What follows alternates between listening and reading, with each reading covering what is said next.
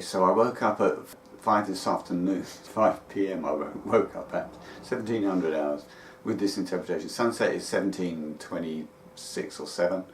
So we just got it on Shabbat 29, and I didn't want to be interpreting on Shabbat 30. So the two spies who spend 3 days sitting in the mountain of Laodicea. Now, we sit to eat. The Romans and the Jews didn't. They reclined to eat, which is really weird. They kind of, lay down by the table. I mean, the Japanese kind of do it by sitting on the floor. We do it by sitting on a chair.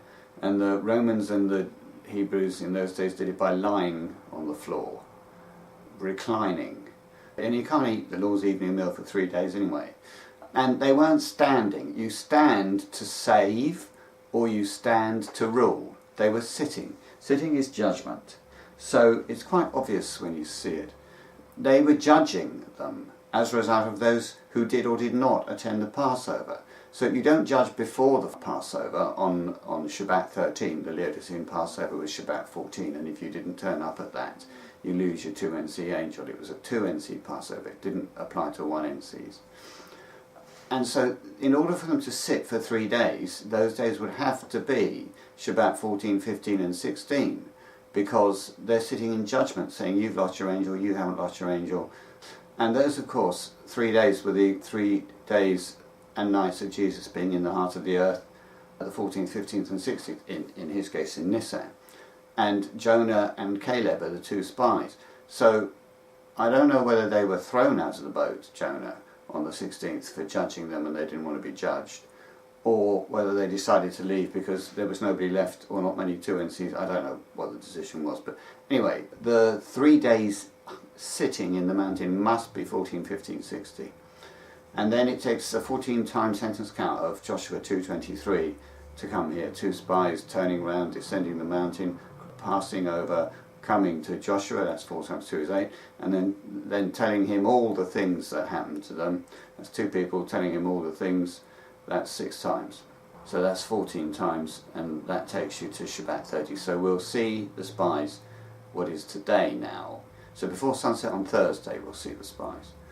And the fire sign hasn't occurred because it couldn't have occurred before Adar 2 or Adar 3 due to Ezra 6:15, which I'd kind of been ignoring, which says that, and they completed building Zerubbabel's temple, or finished building it, until Adar 3, basically.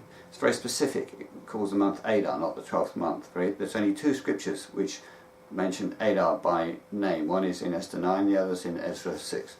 And that's the angels preparing the stones, sealing. And Satan can't blow his winds anywhere and do any damage until all the slaves are sealed in their foreheads, Revelation 7, 1 and 2. So there couldn't have been a fire sign actually until either Adar 2 or Adar 3, depending on how you interpret. They completed the temple until. I mean, in the literal meaning, they probably finished it on the day of the 3rd, Adar the 3rd. But in the greater meaning, what it actually says is, they completed, perfect tense, the temple until Adar 3, which could mean they were still building it until Adar 3 when they stopped building it. Or it could mean they stopped building it on Adar 3. So either they stopped building it at some point in Adar 3, or they stopped building it for the whole period of Adar 3. I mean, Young's literal has, and the temple went out until Adar 3. And so in the greater meaning, they finished the sealing of all the saints by either Adar 2 or Adar 3, depending on whether the whole of Adar 3 they finished on it, or some of Adar 3 they finished on it. And so the fire sign cannot occur before then. That means that you have to say that we became Asheraian, not when we made a prophecy that was going to be a no-show, which was ER 14, and not when we published the prophecy that was going to be a no-show, which was ER 16, but the prophecy itself, ER 21, on that day, we looked for it all day and it was a no-show. That's when we became Asheraian, because we had actually made a no-show, there'd been a no-show of one of our prophecies. So if you count from the ER 21, and ER 21 is the first day of being Asheraian because there was a no-show all day, that was an Asheraian day without a doubt. And you see, you count it inclusively. Day 1 is ER 21 2006, and then day 4300 would be Adar 3 2017. That would be the Asheraian Pentecost, but you can get a sign on the 7th Sabbath, what is the 86th Asheraian Solar Pentecost from 2006 ER21, which would be Adar2. And the advantage of that is that Adar2 is the weekly Sabbath. So it will be the weekly Sabbath, and it will be the 7th Sabbath of the 86th Asheraian Pentecost. It will be a serious 7th. It will be the 7th of the 86th Asheraian Pentecost and a weekly Sabbath. That would be when the attendant says, oh look, on the 7th there's a cloud like a man's palm.